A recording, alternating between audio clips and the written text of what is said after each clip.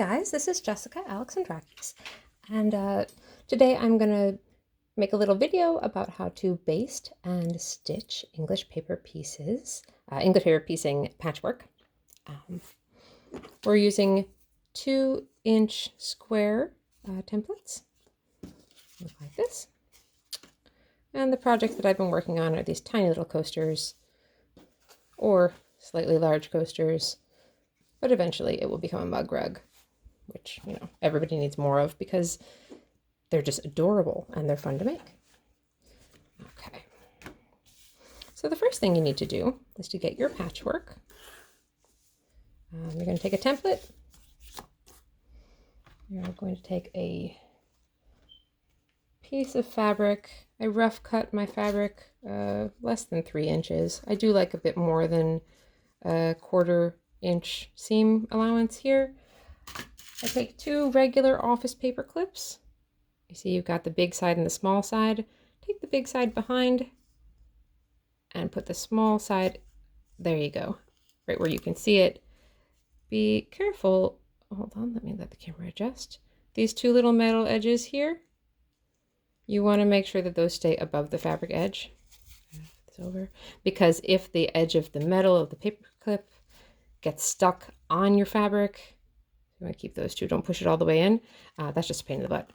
I do like to use my fingernails to finger press the edges here.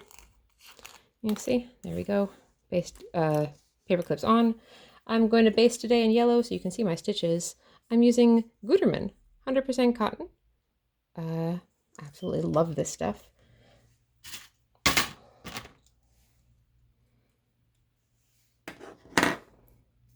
I do like to piece with a number 10 between. This is not your typical basting or piecing needle, but it's the one that I learned to sew on, and so I continue.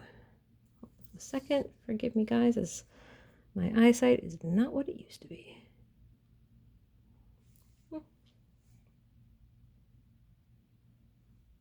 All right, there we go. I'm going to make a quilter's knot by laying the thread over my finger, crossing it with the tip of the needle, wrapping around twice, reaching up to catch those wraps, pulling it through. Got a little knot there. I use a single strand to baste. I'm also going to condition my thread with the Robot Mom Sews Unicorn Thread Gloss, which is just a thread conditioner, and it smells really good. You hold that over there. That coats it a little bit with this waxy thread gloss and helps reduce tangles. So I come to my first corner, finger pressed it with my nail. I'm going to go ahead and fold that over, hold it in place with my thumbnail. Oh, I forgot my thimble. Can't sew anything without a thimble, folks. There we go. That was scary. I don't know how to sew without a thimble on. I'm going to go right in here, work my needle in through all the layers. Okay, but not the paper. And I take 2 stitches in the same place, essentially, which makes that a back stitch. Sometimes the paper clips get in the way, but it's nothing we can't handle. Come over to this one here. Again, use my needle to crease it over. Forgive the dog, she's a little bit upset she could not star in this video today. I take a middle stitch in the back to hold it taut. Come back here. 1, 2. Turn my piece, hold the next corner. Again, take a tiny bite of fabric and the seam allowance there, and that's just to hold everything in place. We are not sewing through the papers here, guys. This method of English paper piecing allows you to keep the basting stitches in. You don't have to remove them in the end. You can just pull the papers out carefully with a crochet hook or your fingernail. Okay, 1, 2, 1, 2. Okay, and here, because it is a 2-inch square, I do want to come back to the first corner I started in. Depending on the size of your piece, you might not need to do that. 1, 2, done. All right, and then you take your paper clips off. Cut your piece there. And there you go. Super adorable, right? Okay. going to line my pieces up like that. Let's go through that one more time because I have just enough thread here. I'm making a knot, pulling it on. Okay. I have the 2 paper clips holding my fabric to my template. These pieces of paper came from paperpieces.com. You can also cut your own templates, and there's a whole bunch of different sellers depending on where you live. The internet, of course, has everything. There's my knot. I'm going to take a stitch, not too close to the edge. I don't know. Is that a 1/4 inch? Less than a 1/4 inch. Come to the next one. This one has less of a seam allowance than the last one does. I usually don't measure, guys, when I'm cutting out patches. I use a lot of scraps. And I just hold the template up to it and cut around with by eye, the seam allowance that I think I'd like to have. I'm going to take a small bite there. 1, 2.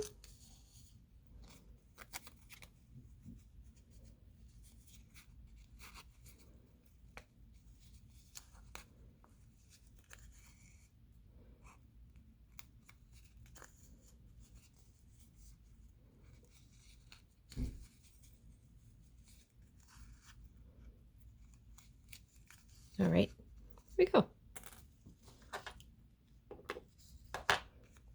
Paper clips out. Piece is ready to go.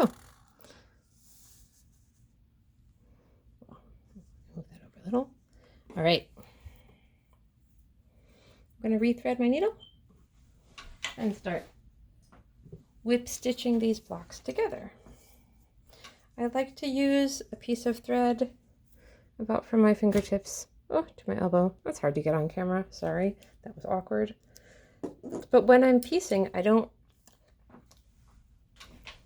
when I'm piecing by hand, I don't like to have a very long thread because it will get tangled. The thread conditioner cuts down on that, of course. But nobody wants to be frustrated while they're sewing, so let's Oh, and I might as well apologize now for my terrible manicure. It's a pandemic, guys. I bought a color of nail polish and I painted my nails one day and didn't buy nail polish remover.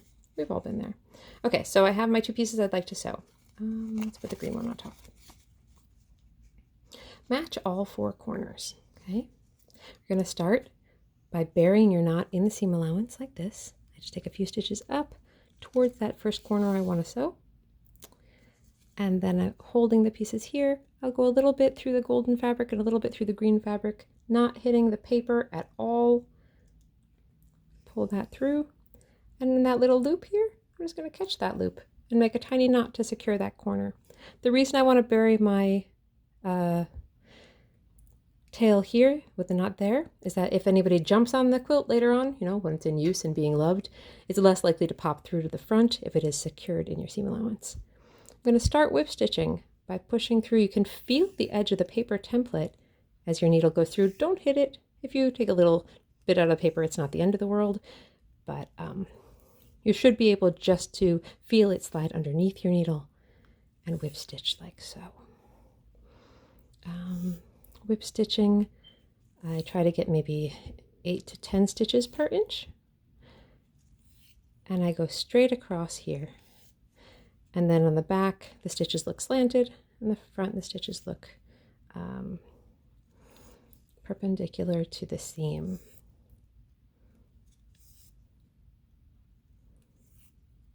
When I get to the end, okay, I'm gonna go here and here, see, wrap it again or go through that loop. And then I'm gonna back stitch a bit wider stitches 2 or 3 times over the line of stitching I just sewed to secure that thread, and then work that needle through the seam allowance there. And I don't tie a knot at that point because we have really secured that thread. So here you go. And there. If you can see the stitches, I don't mind at all because I sew by hand and I want people to know it.